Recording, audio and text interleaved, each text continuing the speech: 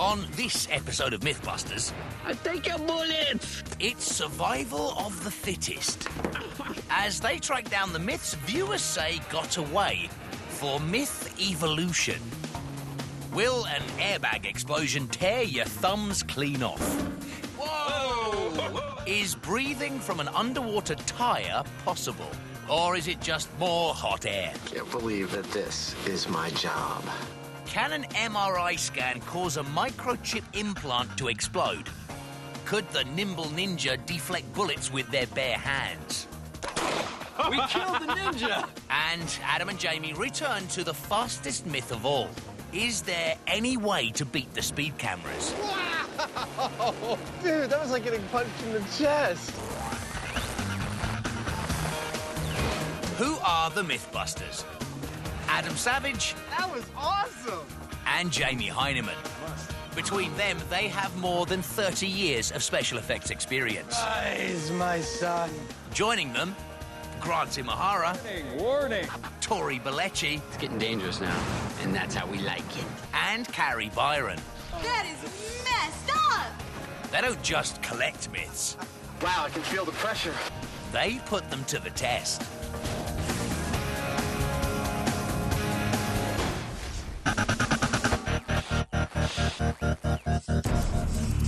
For the Mythbusters, it's a constantly changing world. No sooner does a program hit the airwaves than they're bombarded with myths viewers think they've missed. For Myth Evolution, they're returning to some favourite topics, tackling the myths they apparently forgot.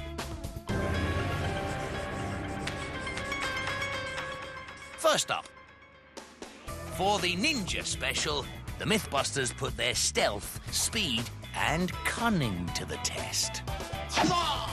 They tried walking on water. I don't know about you, but these seem a little cumbersome to me. Snatching an arrow in mid-flight. That tells me that at human speed, it's not fast enough to grab the arrow. And stopping a sword. He stopped it with his head. For Myth Evolution, they returned to the dojo. Do you guys remember the ninja special? Yes. There was one myth the fans thought we forgot. It's about modern ninjas. Which one? Well, the myth is that a modern ninja has such awesome reflexes that they can swat away a speeding bullet with their bare hands. Now, it's not like the Karate Kid catching, a fly with his chopsticks. It's more like... No way. Not even a ninja can beat a bullet. Well, the fans say that a modern ninja can swat away a 9mm bullet at 20 yards. Well, if the fans believe it, we need to test it. All right. Is a ninja really faster than a speeding bullet? In this myth, the Shadow Warrior uses his hand to slap a bullet out of its deadly trajectory without injury. But is this possible? Or is it just another example of ninja hype? You know, I seem to remember that Adam and Jamie proved that it was impossible to catch an arrow traveling at 170 miles an hour. A bullet is going to be much faster than that. I just don't see how anyone could slap it with their bare hands. Not to mention how dangerous this myth is going to be to test. Well, we could do what we always do. Start out by building a robot. What is it with you and these robots? Or we could find a way for one of us to do it without getting hurt. Well, what do you propose? Full Metal Jacket? Give it a shot? I think we should start out by shooting paintballs at Tori. I call the gun. That's gonna suck. Those would certainly be safer than bullets. Before they bring out the big guns, they'll find out if a deflection can even be achieved with paintballs. This is not the first time we have shot paintballs at each other. But last time, I was the recipient of those bullets. This time, I think I need a little payback. Before Tori takes one, or two for the team, Grant wants to find out the muzzle velocity of a paintball. Nice! There you go. All right, it's 192 feet per second. Yeah, the slowest 9mm load they have is 1,250 feet per second. So, a paintball is travelling at less than 1/5 the velocity of a speeding bullet. That's good news for Tori because he has less than 1/5 the ability of a ninja. Come on, hit me. This is why you don't want to try this at home. If these were real bullets, he'd be dead.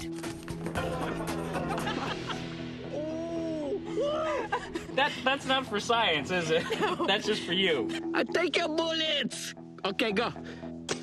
Got it. After a barrage of paintballs, Tori finally manages to deflect one. Blink and you'll miss it. Luckily, there's the high-speed camera. Tori hits the paintball with the heel of his hand, slapping it away from his body.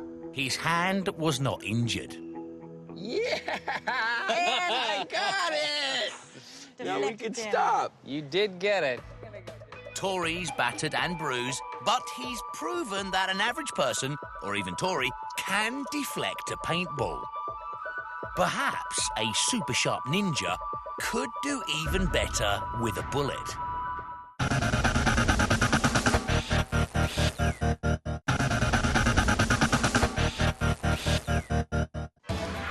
Tori has taken one and then some for the team as they try to find out if a ninja can swat a speeding bullet.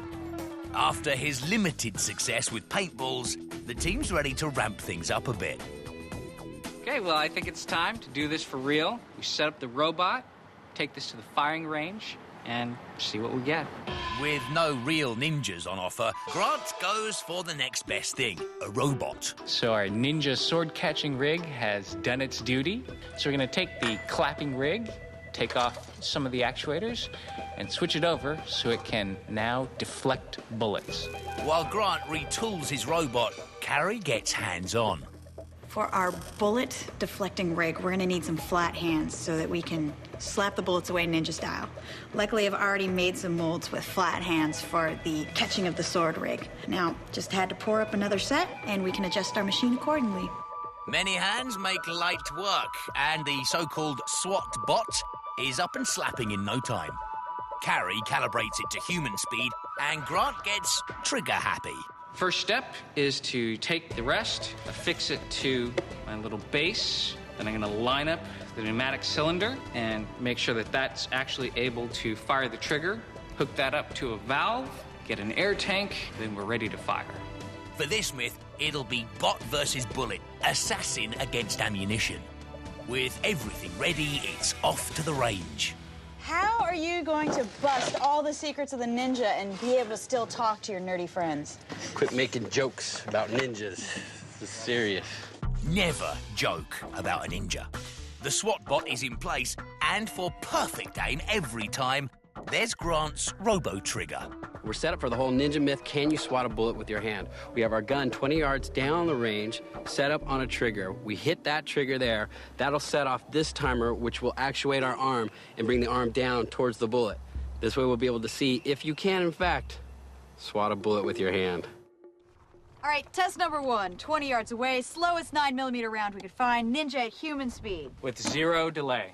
All right, let's get ready for the smackdown.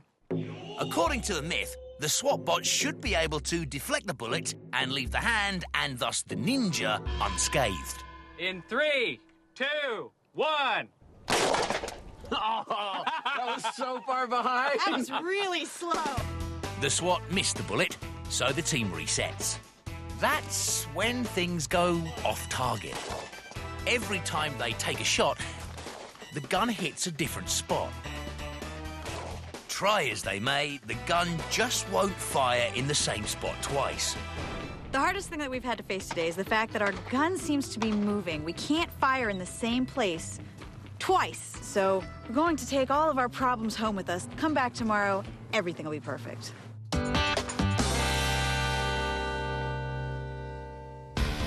Once upon a time, Adam went for a swim in a car. The Mythbusters tested techniques for escaping a suddenly submerged vehicle. From door barging... That is intense! No matter how you slice it. ...to finding that window of opportunity. For Myth Evolution, they're returning to the pool for another underwater escape straight from the cinema. What did we get wrong on underwater car? For once, nothing at all. It's just something I saw in the movies that I wanted to go back and try. What I've seen is our hero goes over the bridge and into the water, and the bad guys are at the surface waiting to shoot him when he comes up. Knowing this, while underwater, he swims over to the tire and breathes from it long enough for the bad guys to be sure that he's dead and go away. Huh. Picture the scene. our hero's being hotly pursued by gun-toting villains. His car winds up in the drink. Knowing that his enemies are waiting at the surface, the resourceful fellow opens a tyre valve and inhales its air until the villains get bored and leave. But is this just Hollywood hot air? So, I know that we rarely ask for something before we're gonna do it, but I personally am dying to be the subject of this myth. I've been wanting to try and breathe from a car tire into water forever.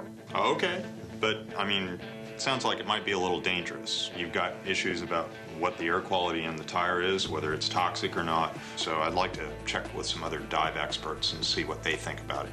Okay, fair enough, and we'll have the contents of a car tire analyzed and see if the stuff is safe to breathe. To plunge into this one, they'll get some expert advice, return to the pool, call in the crane, and take the car for a dive. But first up, is the tyre air even breathable?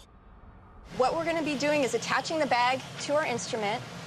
It's going to go through what's called a gas chromatograph, and in the gas chromatograph, it takes that complex mixture of gases and separates it into the individual components. Have you ever analyzed air from a tire before? Actually, we haven't. I'm not sure what to expect. So this is like exciting stuff, right? This is cutting-edge science right here. The gas chromatograph gets to work sniffing through the tyre air. Thanks to the wonders of video editing, the results are in. Toxicologist Jim Embry delivers the good news. There's nothing poisonous. Although a solvent has been detected, it's still safe to breathe. That's by far the chemical with the highest concentration here. However, that is in a very low concentration. It's equivalent to 2 parts per million. Right. And that won't cause any adverse health effects whatsoever, even if you were breathing it for a long period of time. Well, so there's not much bad stuff. What about the good stuff that we need, like oxygen?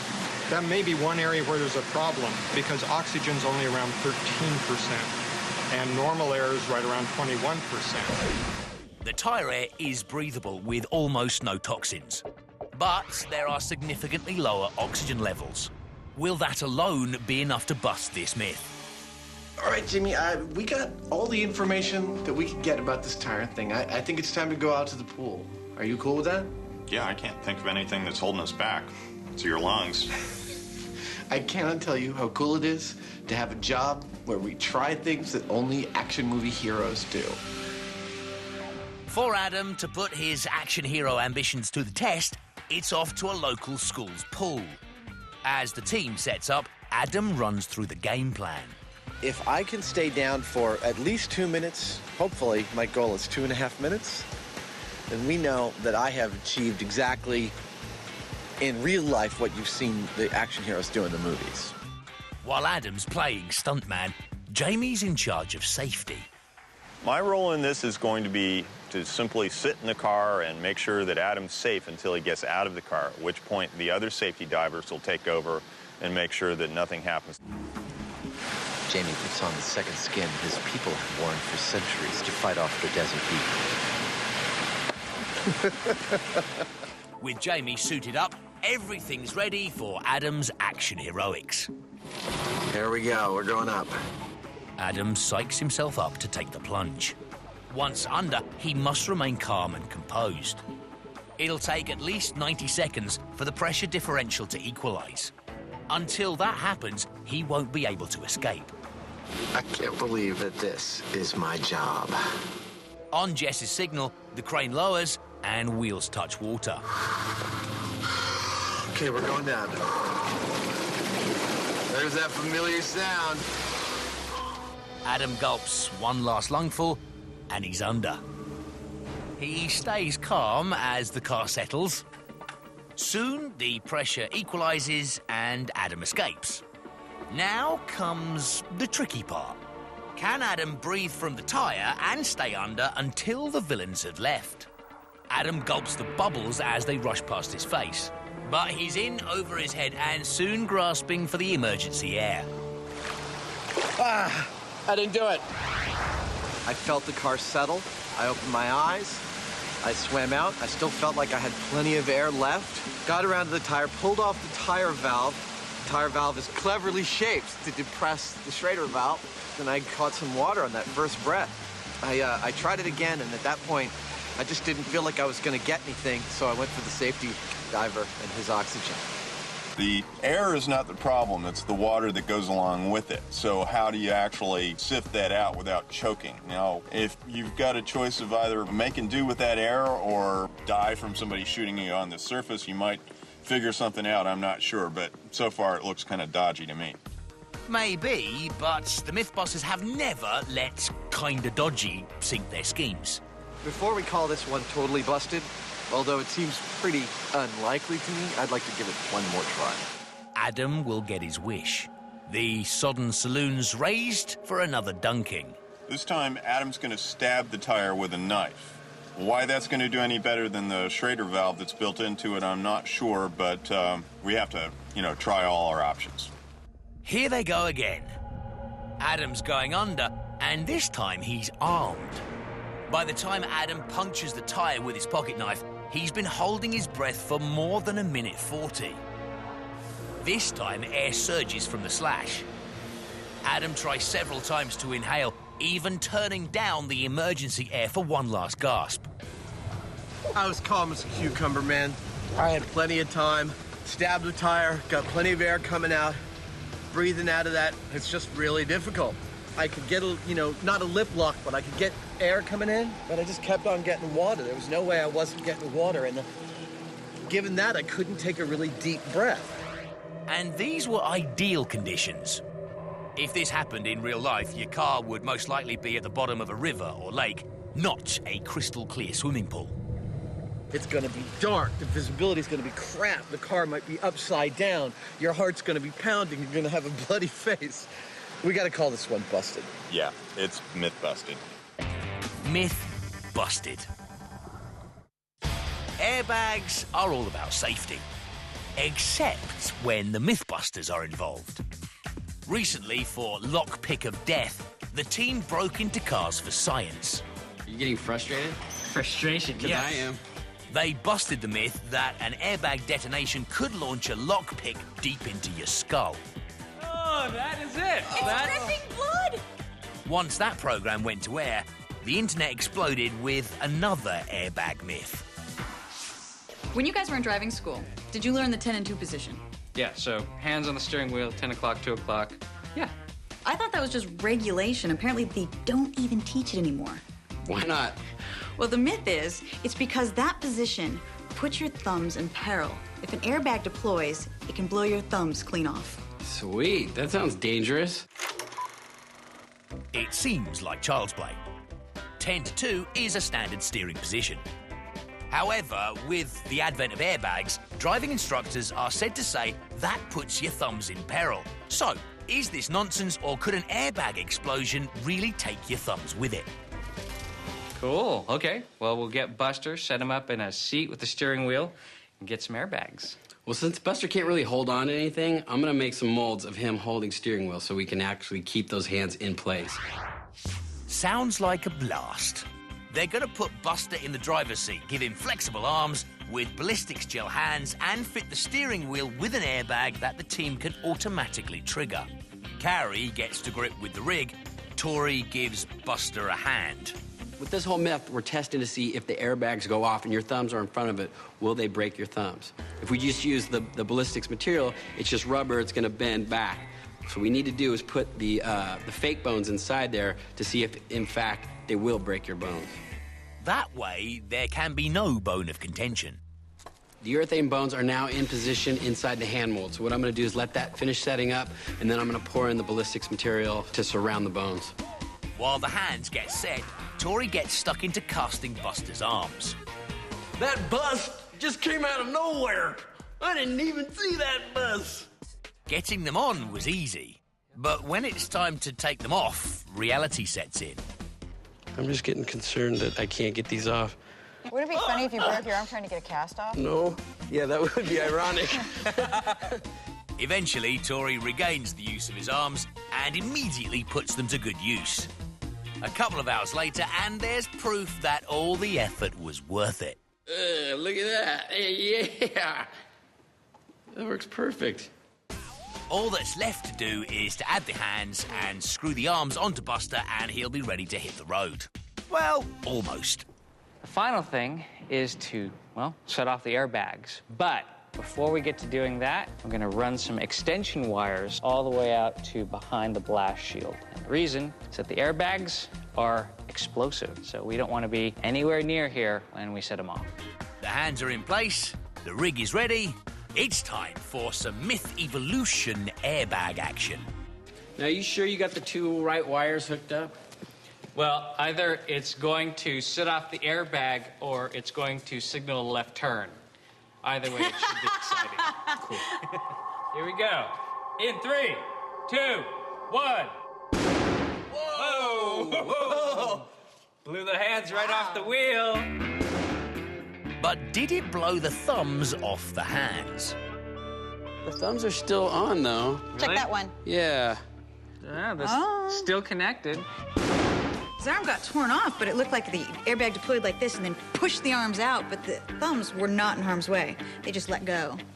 Okay, well, you know, these thumbs are tucked under, and I know sometimes I drive like this, so maybe we should make a mold of this position.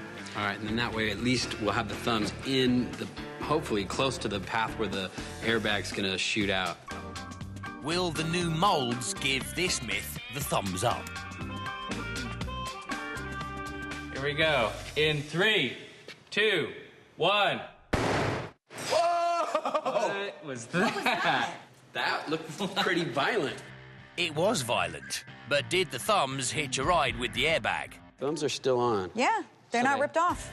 One look at the high speed and it's clear the thumbs were going nowhere. Just kind of pushed his arms off, though, but it's not ripping any thumbs off.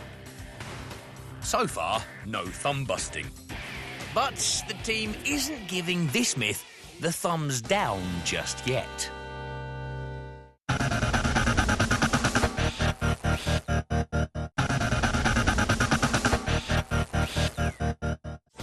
The Mythbusters are putting new twists on old myths. And next up, it's time for another brush with the law.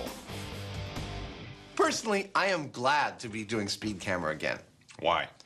Well, last time I got to drive a $280,000 sports car at 120 miles an hour. Dude, I will take any excuse to do that again. Oh, hold your horsepower there, buddy. The fans had huge problems with how we tested the speed camera. Okay, sorry. Yeah, what were their problems? Speed and the camera. Can we break it down a little further? Well, and beating the speed camera with speed, they complained that we didn't go fast enough. And as far as the plate blocker test, they complained that the angle of the view was incorrect. In other words, the camera wasn't high enough. That's right. They said we were using the wrong camera, that it was at the wrong angle, and that it wasn't high enough, that we got everything wrong. I guess we better try it again their way. Previously, the team tried a raft of ways to beat the speed camera. They put number plate blockers to the test. Plastic wrap, hairspray, and the commercial products just couldn't disguise the plate. Plate blockers, zip. Speed camera, 4. The team didn't stop there. They tried beating the camera with pure speed. There's no way you can beat the speed camera, no matter how fast you're going. Viewers think they got it completely wrong. To get this revisit on the road, they're heading back to the track. How's it going, Adam? Good to see you again. Speed camera expert Adam Touton is here to keep an eye on the ticket tally. I guess we have some fan dissatisfaction with the previous speed camera tests. So what did we do wrong? You name it. They had a problem with it. There were so many mistakes, viewers made a list. At the top of the list was the tripod. Hey, Adam. So, this rig is one of the things that fans had a real problem with. They wrote in and said that these things aren't mounted on tripods in the field. Well, they're wrong and they're right. There are tripods, there are pole-mounted units, and vehicle-mounted units. Now, one of the other things they had a problem with was they thought that the camera we were using was a much higher quality or higher resolution than the cameras that are used in the field. That's not so. We use the same camera regardless of the application. So the rig that you gave us is identical to one you'd put in the field? Identical. Okay. What about the height of the camera for the number plate blockers? So the third thing the fans had a problem with was they said our camera was mounted too low for the plate blockers to work effectively. Whether you mount it at 5 or 10 feet, it's not going to have any effect. You want to prove that? Let's prove it. Let's do it. To put his money where his mouth is, they bring out the heavy machinery. The speed camera is a full 3 meters off the ground, just like a pole-mounted camera. I know this looks like I'm sitting in a boom lift, but in fact, this is a pole-mounted speed camera. This is our answer to the fans who said that we screwed it up last time, that a camera 5 feet off the ground wasn't regulation. It was. It looks just like the real thing. Imagine the boom lift isn't there. So, what's up first? Well, I guess I'll go ahead and put the magnifying plate on. All right. Wait a second. Yeah, I see what you're about to say. If I come down here, I can see it, but... Yeah, from here, it's perfect. Well, maybe the fans are onto something. I mean, it does make it worse if you're looking at it at an angle. There's only one way to find out. Right, here's your motivation. You've just robbed a bank, and you want to get away, so you put a plate blocker on your license plate so you'll get away, escape all the cameras. Are you ready? I'm ready. Go for it. Jamie makes his getaway as the Adams prepare for test number 1.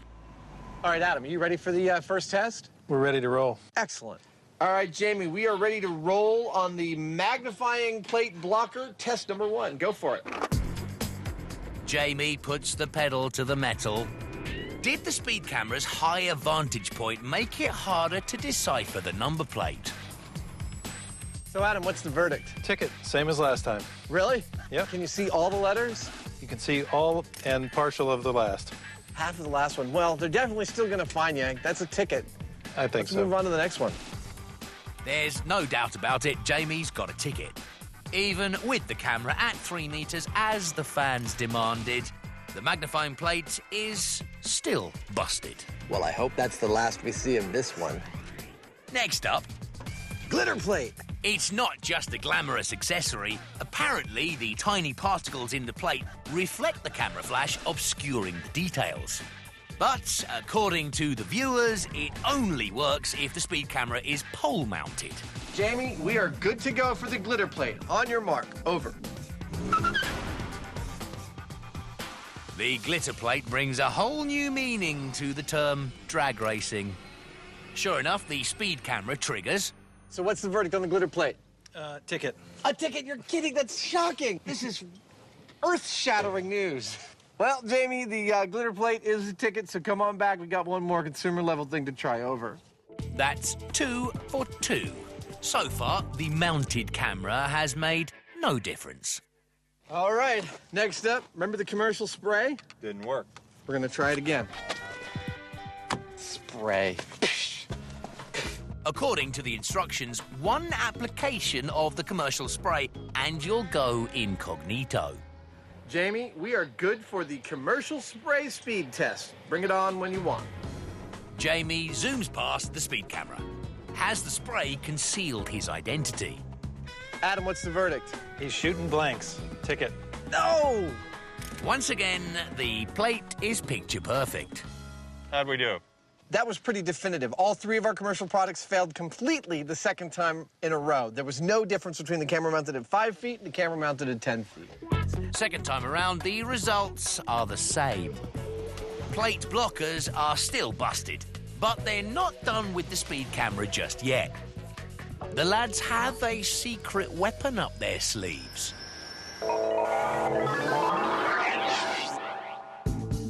Back in the day, when Grant was Scotty, the team tested the tale that an MRI scan would cause your tattoo to explode. After putting their pork and bodies on the line with no sign of an explosion, this myth was dumped in the busted bin. But viewers want to take this MRI myth one step further. So how's this myth evolving? Well, the fans think that tattoos aren't the only things that'll explode in the MRI. What else? The RFID implants. Oh, radio frequency identification devices. Like they put in my dog when I took him to the vet. Yeah, but they're now starting to put them in people. Seriously? Yeah, they're talking about in the future putting them in soldiers as like digital dog tags. But right now the FDA is approving to put them into patients for medical records. Actually, that makes sense. I mean, let's say someone's unconscious and they get into the emergency room. You could just scan them and find out their blood type or if they have any allergies. Exactly. So our fans think that they explode in the MRI. Well, unlike the tattoos, there's metal in the RFIDs, so there is a possibility that it could get pulled out or even explode. Cool. Cool. Yeah. For this myth, an object or a Mythbuster that you want to identify is stuck with an RFID tag, which contains a microchip and antenna. Then, using radio waves, a reader can remotely detect and retrieve the information on the chip. Cue Dr. Belleci. Can you prepare the patient? And his able assistant, Nurse Imahara. Marking pen. Marking pen. Iodine swab. Iodine swab. Syringe. Syringe. They insert the RFID tag into Porky the unfortunate pig. So now what we're going to do is we're going to insert the chip. Then put the technology to the test. Searching for chip. And we got it. Hey, we found it. You know, this is my first surgery ever, and I feel like it went pretty well. I didn't even go to med school either. All we have to do now is take it to the MRI and see if this thing explodes or gets ripped out of the skin.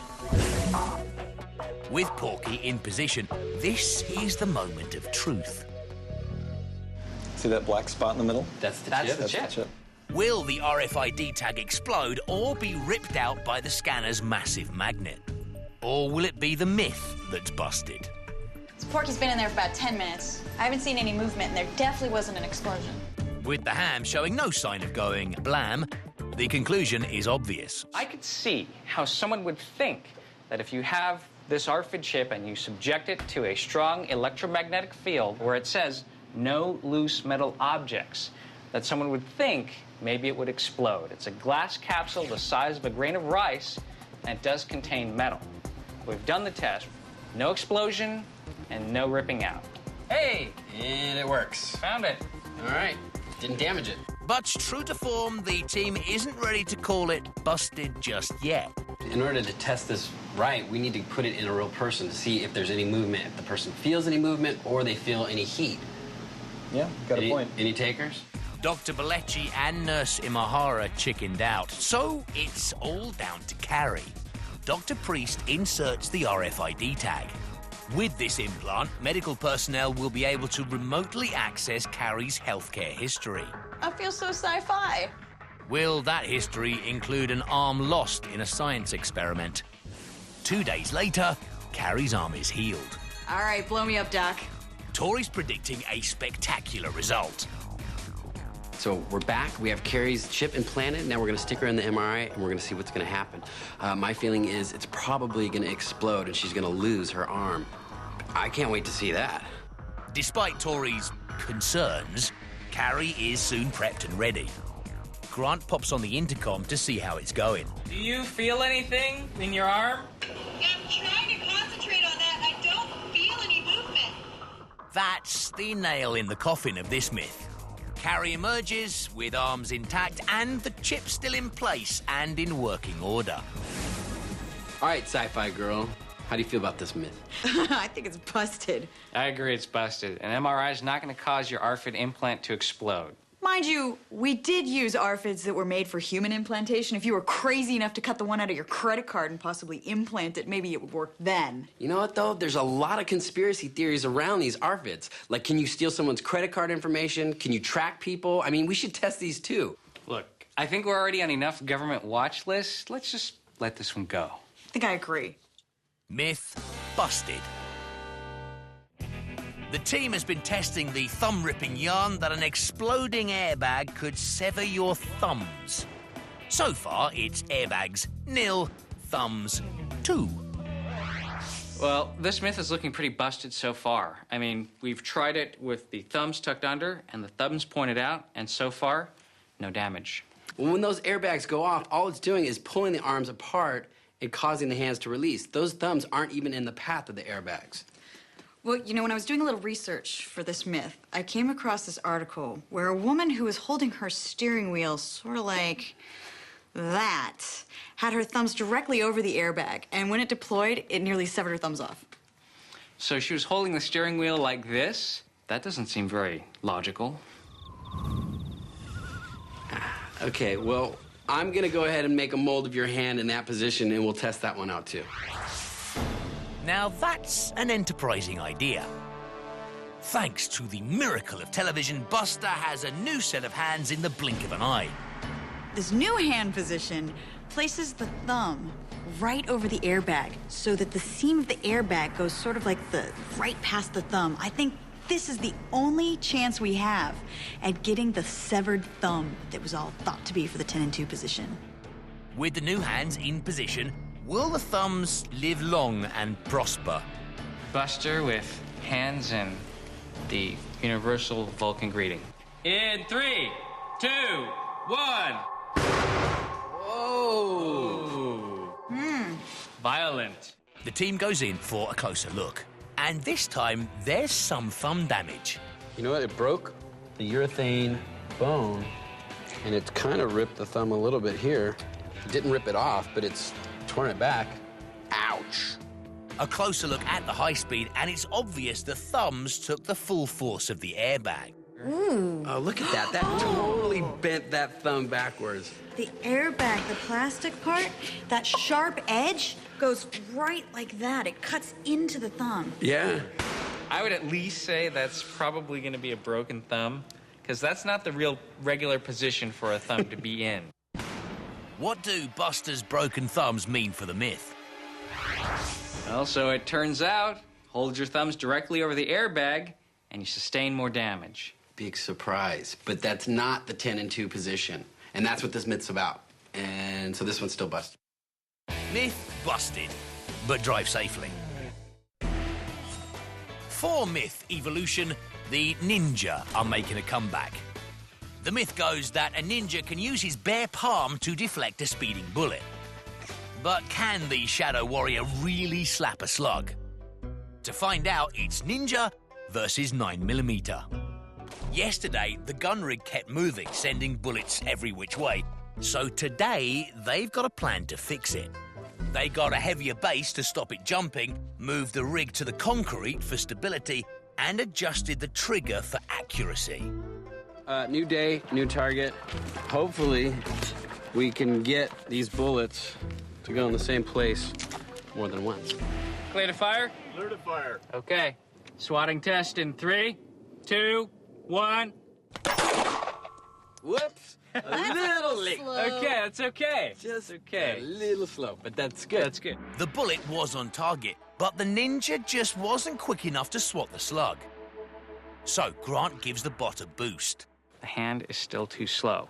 So we're going to up the PSI. And this is way beyond reality now, but it's all about slapping the bullet. At 55 psi, the arm will swing at more than twice human speed. To make sure the robot doesn't jump the gun, they'll add a delay. Here we go. In 3, 2, 1. Oh! We killed the ninja! Ninja down! Something happened. The ninja is down, but did the robot slap the bullet first?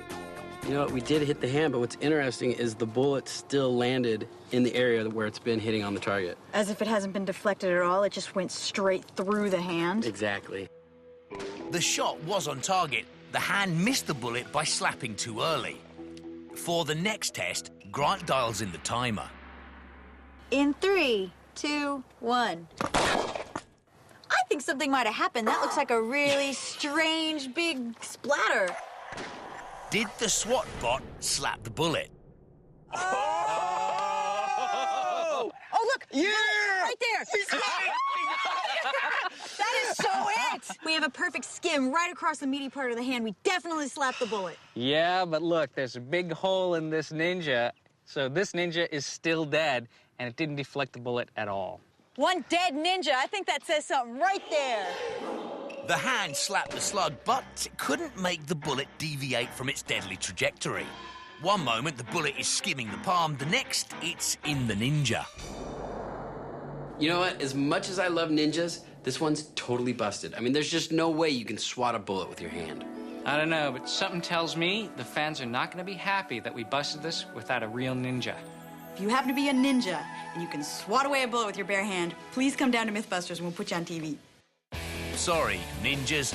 Myth busted.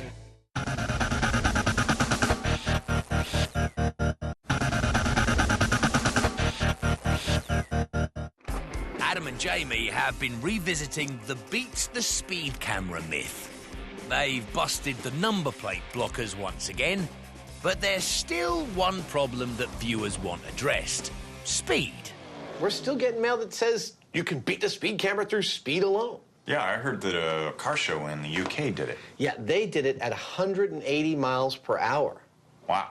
Yeah, but the law in the US and the UK is different. In the UK, the camera is required to take 2 pictures of the car in order to issue a ticket. Well, here in the US, you only need 1 photo, and so that actually makes it harder to beat the speed camera with speed alone. Yeah, apparently the camera that we're using has been tested to speeds up to 200 miles per hour successfully. Where are we going to get a car that goes over 200 miles an hour? I wonder. Fortunately, they don't have to look very far. Introducing the Beast. Weighing in at over 1,000 kilos and almost 6 meters long, this is no ordinary car. This beast can reach speeds of up to 480 kilometers per hour. This thing is beautiful. I think I'm gonna cry. It's an engine with a chair on it. It is, yeah. The wheels are kind of like beside the point. Totally ancillary. And the man in the helmet is Jeff Atamian. With over 30 years of drag racing experience, he's the right man in the perfect car. If anything can outrun the speed camera, the Beast can. All right, Adam, we got the fastest car we can find in California. Are you ready for this? Ready as I'll ever be. You think we're gonna catch it? I think so. The Beast is in position and the speed camera is set. Gentlemen, start your jet engines. I think he's got it warmed Oh, up. whoa, here. There it goes. The Beast hurtles down the strip, only slowing once its 2 parachutes are deployed. Wow!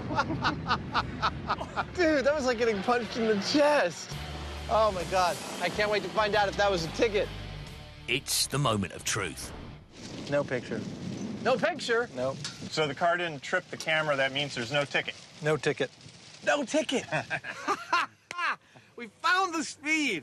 So the system was working properly, but the car was going too fast for the sensors to pick it up. There was not enough to trigger the camera. At a massive 395 kilometers an hour, you can beat the speed camera. Something tells me, though, there'd be a lot of other signs that someone was breaking the speed limit. I don't know, the broken windows in the neighborhood, all the people with hearing damage bleeding from their ears running to the hospital. Let's see, all the houses on fire. Something tells me, and when you came upon a car like the Beast, you'd think, this is a likely candidate. A likely candidate indeed, but unfortunately a jet-propelled car does have its drawbacks. Where's the satellite radio? Where's the cup holder? This is very primitive. It may be primitive, but it got away scot-free. Although Adam Teuton's still thinking he can catch it. With a few tweaks to the camera, will he be able to book the Beast? Time for take 2. Wow! That's on purpose. Like, that's what's supposed to happen. Jeff unleashes the Beast once again. Yeah! I swear he was going faster that time. I think so. I feel like it's going to be even faster. It probably was, but we'll never know for sure. Unfortunately for Adam Teuton, no picture, no ticket, end of story. The speed camera missed the Beast entirely. That thing was going so fast, that Beast thing there, that it was in and out of the range of the camera before it knew what was going on. It was like it wasn't there. Practically speaking, of course it's not happening. You're not driving a car with a rocket engine or a jet engine or, you know, any afterburners or anything like that on the highway. And so you might as well forget about it, but it is possible.